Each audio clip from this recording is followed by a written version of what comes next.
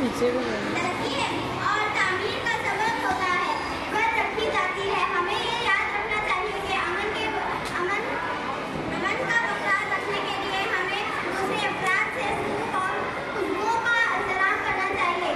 इस्लामी तालीमात में भी अमन को बहुत ज़्यादा अहमियत दी गई है।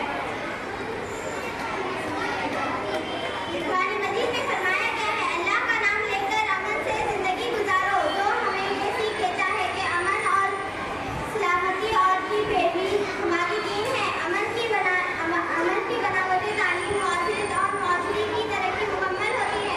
अमन के बगैर कोई मुआशरा मुकम्मल नहीं होता।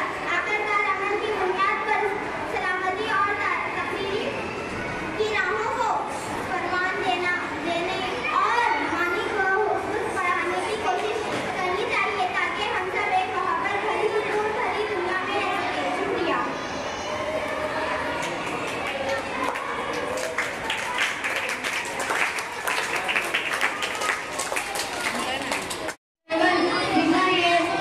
अमन व अमान की सदा रखे कायम।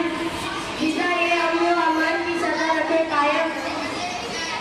सुनो ये फर्ज तुम्हारा भी है और हमारा भी।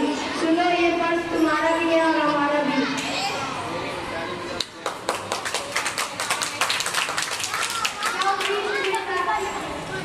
जब विश्व में शांति होगी तब नई क्रांति होगी। जब विश्व में शांति होगी तब नई क्रांति होगी।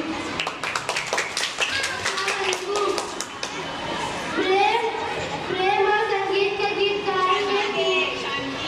प्रेम और शांति के गीत गाएंगे, पूरी दुनिया से नफरत मिटाएंगे। प्रेम और शांति के गीत गाएंगे, पूरी दुनिया से नफरत मिटाएंगे।